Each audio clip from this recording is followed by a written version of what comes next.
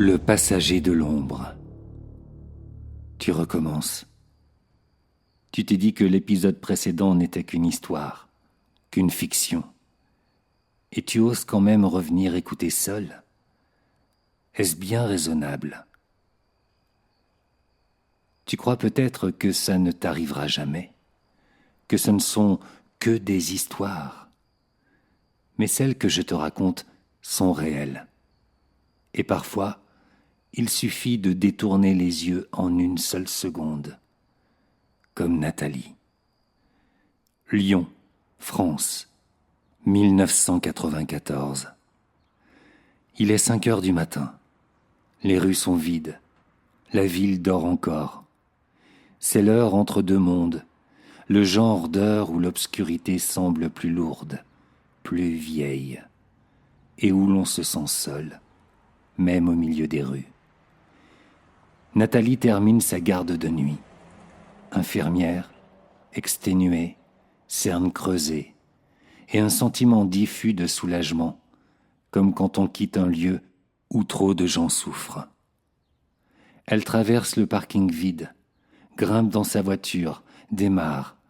Un instant, les phares éclairent le mur du parking souterrain. Rien que du béton. La radio grésille. Nathalie conduit en silence. Tout semble normal. Jusqu'à ce qu'elle remarque une voiture derrière elle. Elle tourne. Elle change de voie. La voiture la suit. Puis sans prévenir, le véhicule la dépasse et se rabat violemment devant elle. Il commence à faire des appels de phare. Encore, encore. Nathalie accélère. Elle panique. Qui est-ce? Que lui veut-il? Pourquoi ce manège?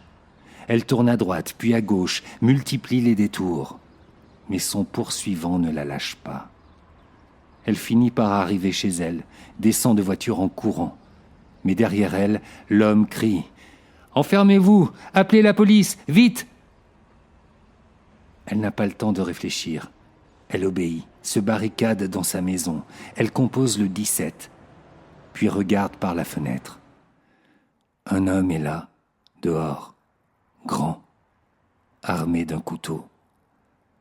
Il attaque alors celui qui la suivait. Elle est tétanisée, la gorge nouée, incapable de hurler. Ce n'est que plus tard que la vérité éclatera. L'homme qui la suivait voulait la sauver. Il avait vu un inconnu se glisser à l'arrière de la voiture de Nathalie, dans l'ombre du parking. Il a tenté de l'arrêter, de l'avertir. Et il est mort, pour elle. Nathalie ne l'a jamais su, mais quelqu'un s'était déjà invité dans sa voiture, et elle ne l'avait pas vu. Toi aussi, la prochaine fois que tu monteras dans ta voiture, tu regarderas peut-être à l'arrière, juste au cas où. Parce que cette histoire n'est pas une légende urbaine. Elle s'est vraiment passée.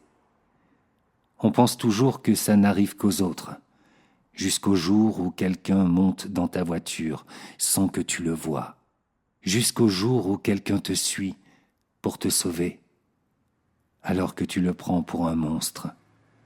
Ce jour-là, tu sauras ce que c'est la vraie terreur, celle qu'on ne reconnaît pas à temps.